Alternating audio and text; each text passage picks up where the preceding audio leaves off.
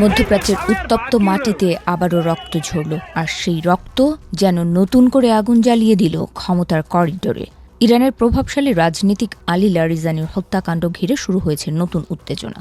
মঙ্গলবার যুক্তরাষ্ট্র ও ইসরায়েলের যৌথ হামলায় নিহত হন ইরানের এই শীর্ষ ক্ষমতাধর নেতা।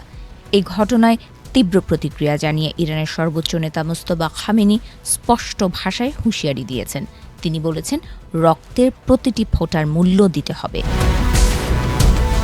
এক বিবৃতিতে মোস্তফা খামেনি বলেন, আলী লারিজানি ছিলেন দূরদর্শী, জ্ঞানী ও বহুমুখী অভিজ্ঞতা সম্পন্ন একজন নেতা। তিনি দাবি করেন, এমন একজন ব্যক্তিকে হত্যা করা হয়েছে বলেই বোঝা যায় শত্রুপক্ষ তার প্রতি কতটা শত্রুতা পোষণ করত।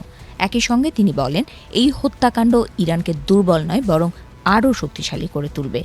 খামেনি আরও হুঁশিয়ারি দিয়ে বলেন, ইসলামী ব্যবস্থার গাছের গোড়ায় যে রক্ত ঝরেছে তা এই ব্যবস্থাকে আরও মজবুত করবে, আর যারা এই হত্যার সঙ্গে জড়িত তাদের খুব শিগগিরই এর মূল্য দিতে হবে। আলী লারিজানির মৃত্যু শুধু একটি ব্যক্তিগত ক্ষতি নয়, বরং ইরানের রাজনৈতিক কাঠামোর জন্য একটি বড় ধাক্কা। দীর্ঘদিন ধরে তিনি দেশটির ক্ষমতার কেন্দ্রবিন্দুতে ছিলেন এবং গুরুত্বপূর্ণ সিদ্ধান্ত গ্রহণে বড় ভূমিকা পালন করতেন। বিশেষ করে ইরানের পারমাণবিক কর্মসূচি নিয়ে পশ্চিমা বিশ্বের সঙ্গে যখন উত্তেজনা চরমে ওঠে, তখন লারিজানি ছিলেন প্রধান আলোচক। 2005 সালে জাতীয় নিরাপত্তা প্রধান হিসেবে দায়িত্ব নিয়ে তিনি আন্তর্জাতিক কূটনীতিতে গুরুত্বপূর্ণ ভূমিকা রাখেন। রাজনৈতিক বিশ্লেষকদের মতে, লারিজানি বর্তমান সর্বোচ্চ নেতা মোস্তফা খামেনির উত্তরাধিকার প্রশ্নে ভিন্ন মত পোষণ করতেন।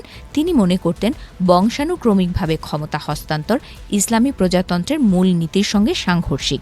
এই অবস্থান তাকে ক্ষমতার অভ্যন্তরীণ দ্বন্দ্বের একটি গুরুত্বপূর্ণ চরিত্রে পরিণত করেছিল।